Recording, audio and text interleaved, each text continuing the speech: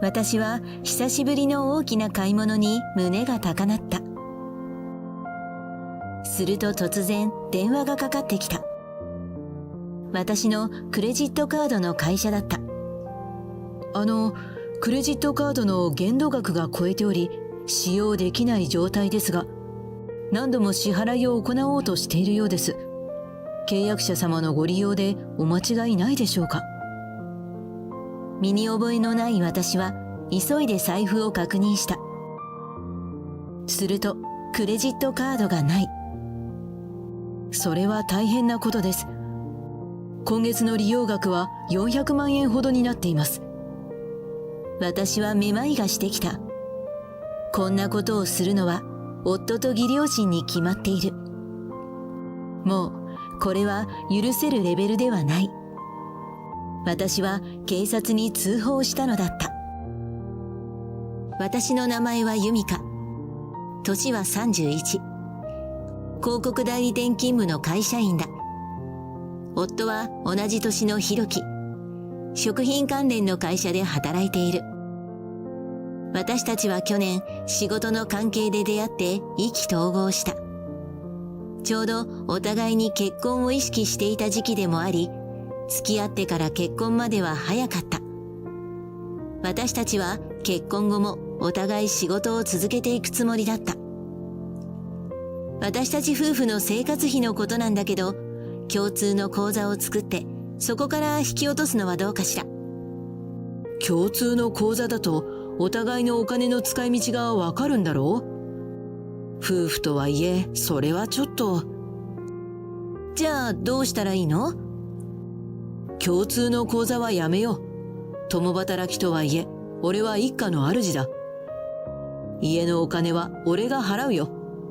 由美香は貯金してくれ。自分のお金の使い道に干渉されたくないという夫の主張が私は気になった。実は結婚後、徐々に夫の欠点が見えてくるようになったのだ。夫の欠点は収入に見合わない金銭感覚と彼の両親の私に対する横柄な態度だ。しかし私は結婚生活は長い目で見るものだと自分に言い聞かせ耐えていた。夫の金銭感覚は私とは随分違っていた。私の給与収入は夫より多かった。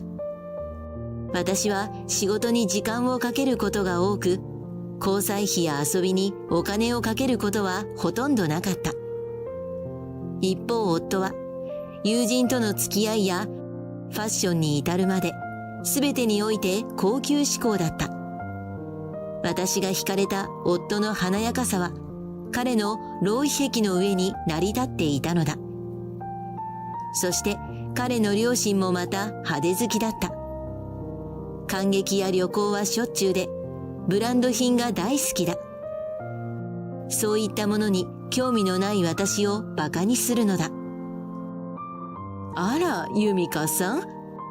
またそのお洋服なの？こないだも同じの着てたじゃないの？そうでしたっけ？母さん、由美香さんは最近よく言う、ほら、あれだ、ミニなんだっけ？別に私はミニマリストじゃないです。そのなんとかリストはどうでもいいのよ。ひろきの嫁がそんな身なりだとちょっとね。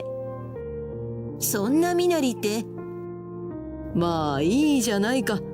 それより由美香さん、今度行くヨーロッパ旅行のことなんだけど。ヨーロッパ？ほほほ、そうなの。ヨーロッパだからね。当然それなりのお支度で行かなきゃいけないのよ。旅行カバンも靴も全部ブランド物で揃えたのよ。はあ、すごいですね。それでね、現地で由美香さんにもブランド品を買ってあげようと思ってね。何がいい？お気持ちだけで結構です。そんな高価なお土産いりませんから。由美香さん。お土産ではなくて、日本にいる由美香さんの代わりに買ってくるんだよ。そういうことよ。まあ、50万くらい預けてくれたら、そこそこいい品物を買ってきてあげるわ。結構です。何もいりませんから。そうした義両親の金銭感覚は、私にとっては理解不能だった。夫の方は自分の両親の贅沢志向を自慢げに話すのだ。俺の親はいいものがわかるんだ。本物志向なんだよ。俺もそういう環境で育ったから安物は合わないんだ。でもそれだとお金がかかるでしょ？大丈夫なの？義母は専業主婦で、義父は退職後の再任用で働いている。自宅は借家だし、どこにそんな贅沢する資金があるのか私は不思議だった。お金って、由美香は本当にケチくさいな。そんな風に義両親と夫は同じ金銭感覚を持っていた。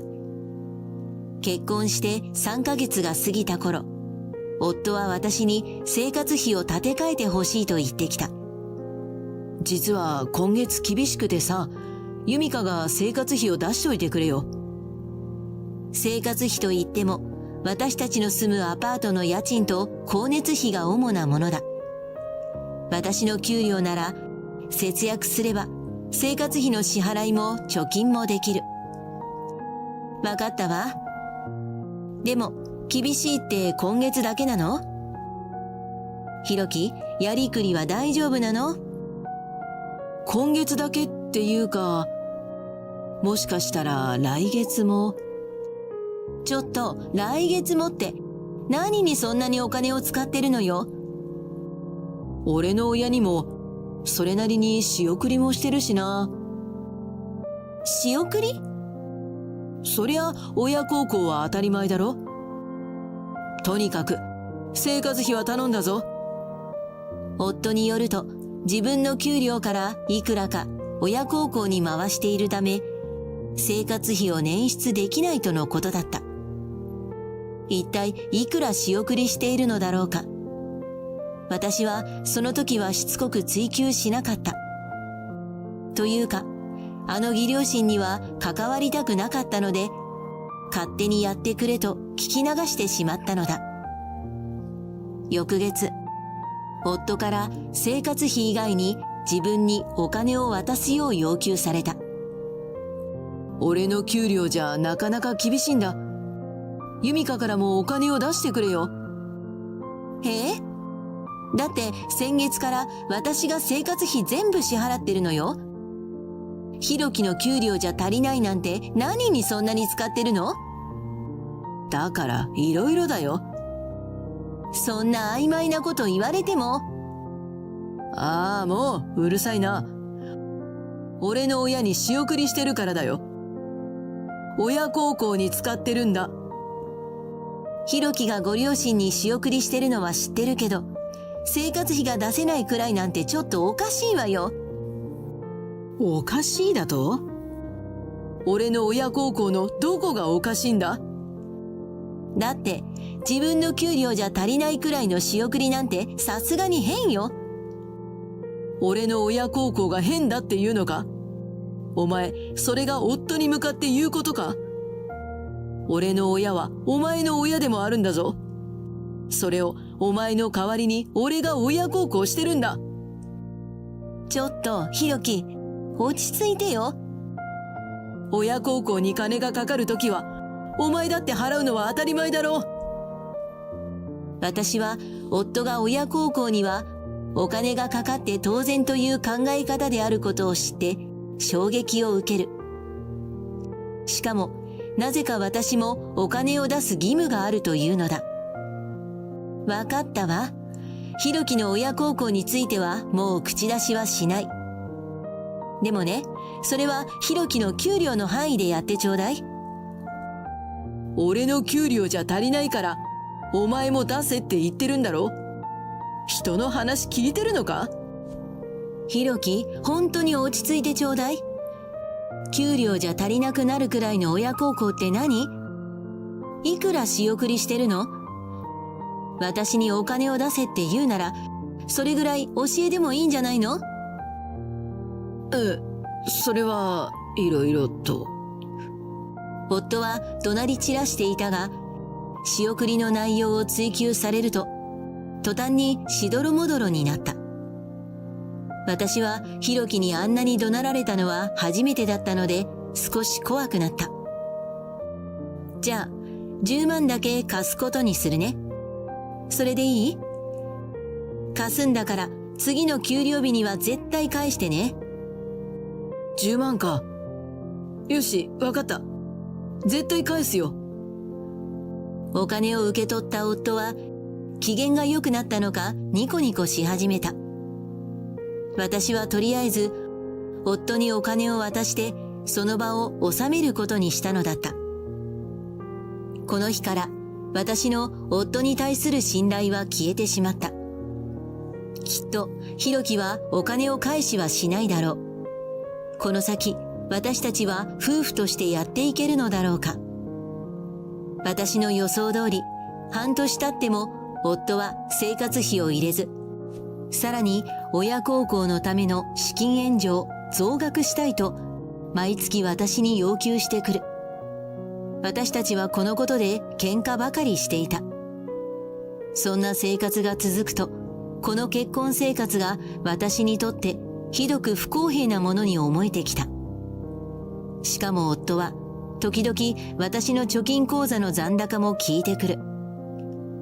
私は自衛のため、自分の給料や貯金については夫に隠すようになった。夫は私から思うようにお金を引き出せないことに徐々に苛立っていった。そんなある日、仕事から帰った私は一人で夕食を食べていた。玄関が開く音がして、夫が帰ってきたかと思ったら、義両親も一緒だった。お帰りなさい。どうしたの？お父さんたちも一緒に。俺の両親からお前に話があるんだよ。いいから、そこに座ってちゃんと聞け。私は夫の横柄な態度に嫌な予感がした。いやあ、夜分にお邪魔するね。今日は由美香さんに家族の生活費について話しておこうと思ってね。家族の生活費？私たちはね、息子夫婦からの仕送りが必要なんだよ。親孝行はね、形で示してもらわないとね。息子夫婦って、なんで私が一緒になるんですか？そりゃ、あんたはひろきと結婚してるんだから、一緒に仕送りするのは当然だろ。だのにあんたは、ひろきの仕送りの邪魔をしているそうじゃないか。嫁がそんなんじゃいかんだろう。そんなんで家族と言えるのかね。義両親は自分たちへの仕送りを邪魔する私が、いかに常識外れで情けない嫁であるかを話し始めた。夫の親孝行に対してお金を渡さないで嫌がらせをしてるんでしょ？それが嫁のすることかしら。ひろきはこんな薄情な女と結婚してしまったのね。今からでも心を入れ替えてちゃんとひろきを支えてちょうだい。私はひろきを支えています。家事も全部私がしてますし、生活費も全部私が負担してるんですよ。私たちは共働きなのに、どう考えてもひろきの方が負担は軽いですよね。私は義両親に反論した。ひろきは顔をしかめてちっと舌打ちをした。義母が腕組みをして上から目線で言ってきた。ねえ、こんなこと言いたくないんだけど、嫁が夫に逆らって結婚生活がうまくいくとでも思ってるの？続けて義母は言った。あなた、うちのひろきに捨てられてもいいの？夫の親である私たちはあなたの親でもあるのよ。その親がお金に困っていたら助けたいと思わないの？は？思うわよね。普通はね。こっちは何かと物入りで生活費が厳しいの。そこでお金をきちんと入れるのがあなたの役割なのよ。こんなことも教えないとわからないのかしら。そうだぞ。ひろきがこんなに頑張って親孝行してるんだ。由美香さんはしっかりと生活費を入れて、ひろきのお金が足りないときはしのごの言わずにすっとお金を渡す。これが嫁のあるべき姿だ。私は疲れ切って言い返す気力もなくうなだれていた。とにかくこの異次元な説教が終わるのをひたすら待った。夫はうつむいている私を眺めてニヤニヤ笑っていた。私が義両親に叱られてしょげているのだと思ったようだ。言いたいことを言って満足した義両親が帰ったのは夜の11時だった。私はすぐに夫に怒りをぶつけた。ちょっとどういう話になってるの？なんで私がひろきの親に仕送りすることが当たり前みたいになってるのよ。おい、俺の両親が直々にお前を教育しに来たんだぞ。お前頭悪いのか？まだわからないのか？教育？夫の言い分も彼の両親と同じく異次元だった。私は夫との考え方の違いにもう虚しさしか感じられなかった。そうだ。母さんに言われたこと聞いていたか？そんなんじゃお前は俺に捨てられるんだぞ。それでもいいのか？私を捨てるってどういうことよ。これを見ろよ。お前が聞き分け悪いから持ってきたんだ。そう言って夫が取り出して私に突きつけたのは離婚届の用紙だった。なんと夫は離婚をちらつかせて私を脅してきたのだ。私が離婚を恐れると思っているのだろうか。あの親にしてこの子ありとはまさにこれだ。私は夫との結婚生活からどう抜け出そうか考え始めた。夫が手に持っている離婚届、これはチャンスだ。あれに夫がサインして私に突きつけるにはどうしたらいいか。何よ。どうせ脅しでしょ。離婚なんてする気ないくせに。脅しなんかじゃないぞ。俺は本気だ。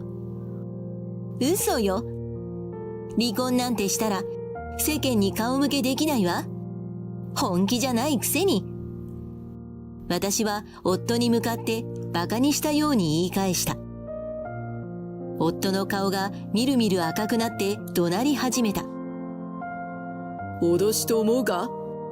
ほら、見ろよ。夫は反抗的な私を黙らせようとペンを持ち出した。やめて。何をする気なの？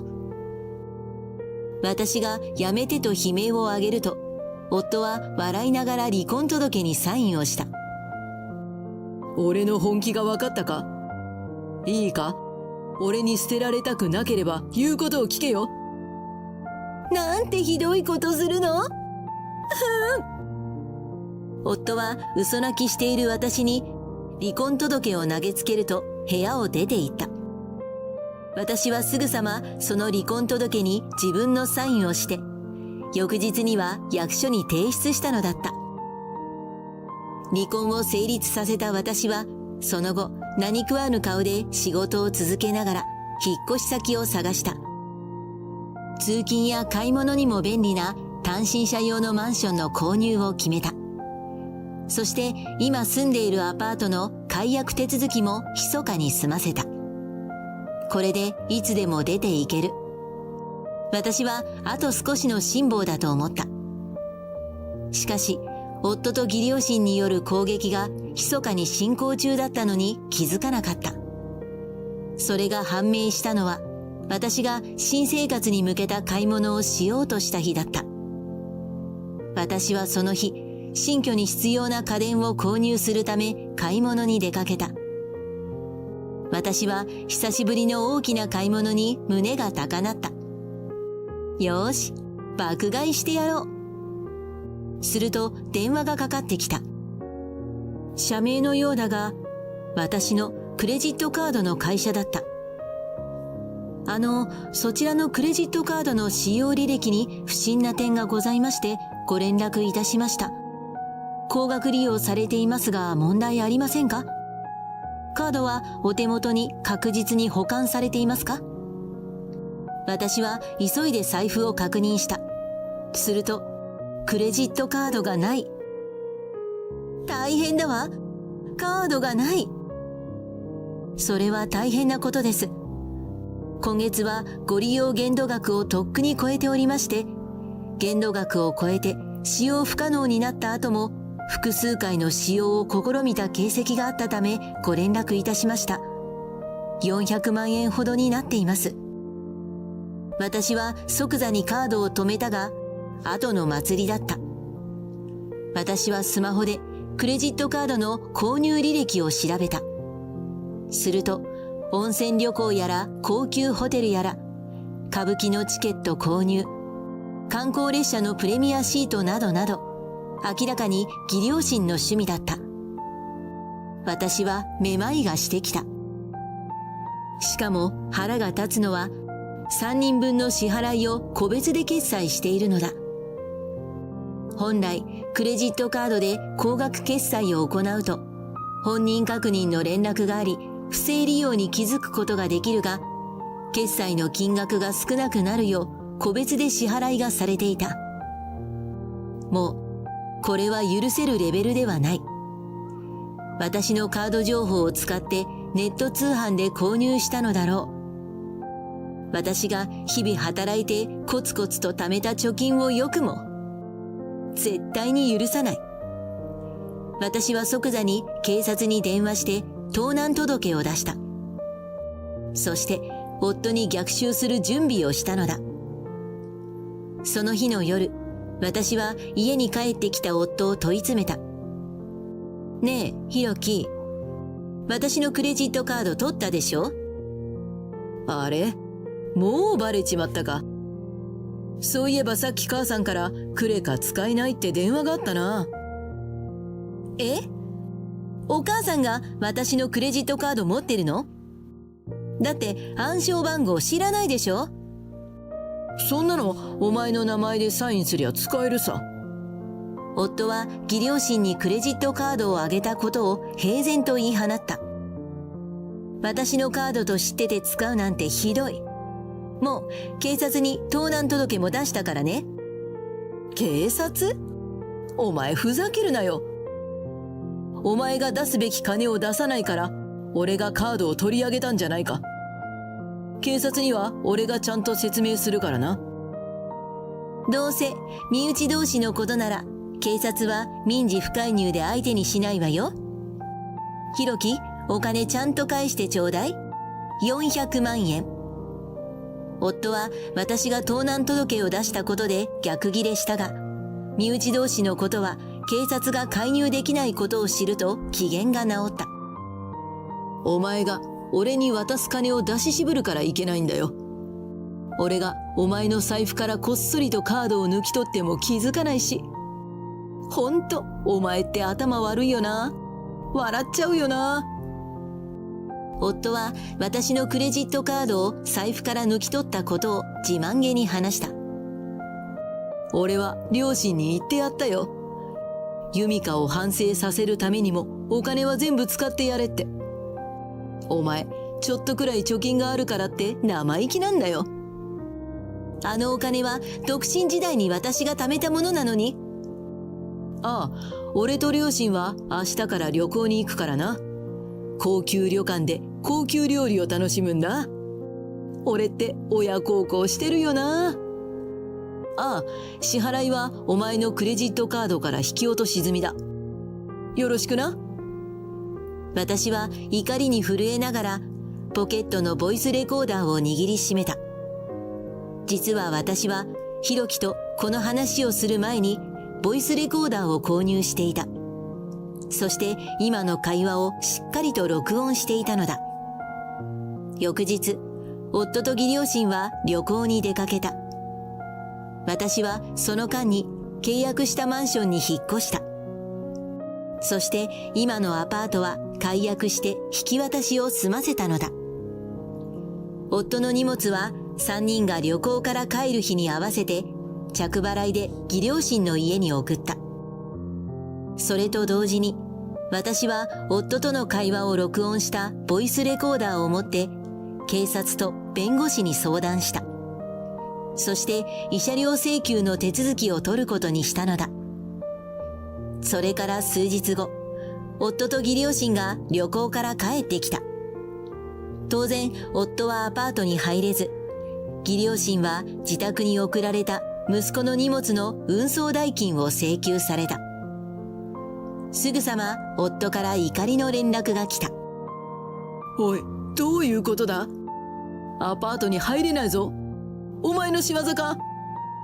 あら、元夫のひろきさん。どうしたの？元夫？私たち、とっくに離婚してるわよ。あの日、ひろきがサインした離婚届は出しといたから。あとね、私のクレジットカード窃盗については、きちんと賠償してもらうからね。離婚？なんで？なんでって、離婚の理由がわからないひろきの思考回路が私には不思議だわ。これからは私の弁護士を通してちょうだい。もう私には連絡しないでね。私は電話を切ると、夫の番号を着信拒否にした。その後、400万と慰謝料を取り戻した私は、新しいマンションで穏やかに暮らしている。夫はクレジットカード窃盗については警察に事情聴取を受けたが、身内同士のことなので厳重注意で済んだらしい。それでも夫はすっかり震え上がってしまい、以後私に近づくことはなかった。義両親は相変わらず贅沢三昧で息子にたかり続けている。おかげで3人とも借金漬けになって義母がパートを始めたそうだ。最初のうちは私にお金の要求の電話がかかってきたが、弁護士が義両親に対して注意をするとピタリと連絡は止んだ。短い結婚生活だったが、自分の男を見る目のなさを反省するしかなかった。今は仕事を頑張りつつ、心配かけた私の両親に人並みの親孝行をしようかなと考えている。